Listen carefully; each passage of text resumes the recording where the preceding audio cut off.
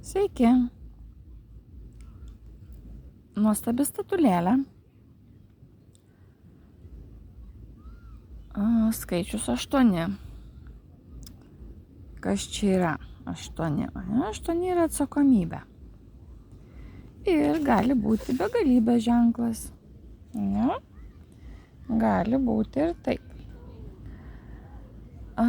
Bet aš apie tą nusinulinimą. Kai jūs padedate kitiems žmonėms, ne? Kai jūs norite pakelti šitą nukritusi, jūs turite susilenkti pats. Nusižeminti meiliai. Ir jeigu jūs norite padėti kitam žmogui, kitaip nesidaro.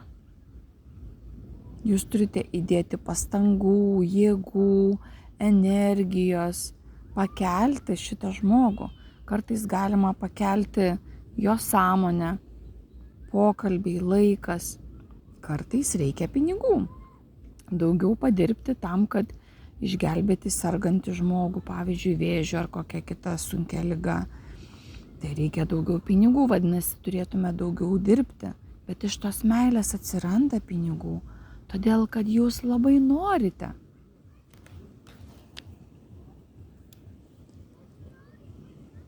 Ir meilė daro stebuklus. Kartais mes negalime suprasti, iš kur tiek jėgų.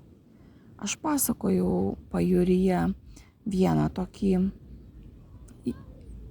įvykį, kai moteris, kuri turėjo šeimą, 5 vaikus, 6 įsivaikino savo ir susirgus jos draugiai, ten irgi 5 vaikai, ji prižiūrėjo 2 šeimas, rūpinosi 2 šeimomis.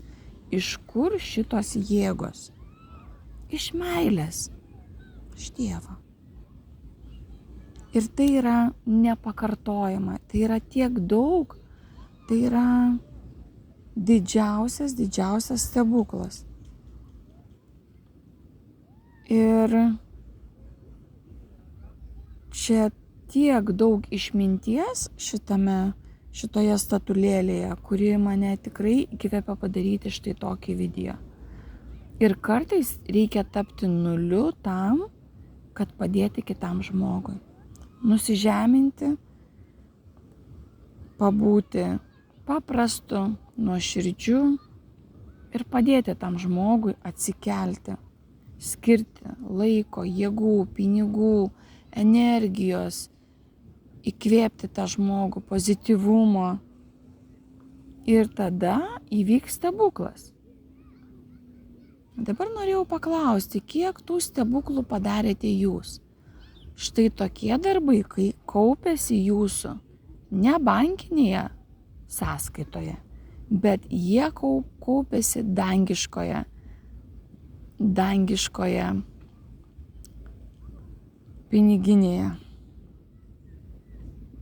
Ir visus jūsų gerus darbus, jeigu jūs nesipuikuojate, nereikite, kad aš darau labdarą, kad aš padedu kažkam, tai tada ateina begalinis atlygis iš Kūrėjo. Nes meilė viską mato, meilė viską girdi, meilė viską fiksuoja. Mes esame visi kaip per padidinimo stiklą.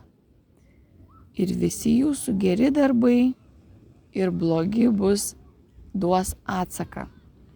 Ir visada duoda. Bumerangas visada sugrįžta. Visada. Ateisite į karmos restoraną. O ten meniu nėra. Gausite visko, ko jūs nusipelnėte. Mylėkite kitus, mylėkite save, mylėkite gyvenimą ir gausite visko, ko tik tai norite, bet būtinai padėkite žmonėms, nes dabar ypatingai jos reikia visam pasauliui. Su meile iš Pajūrio.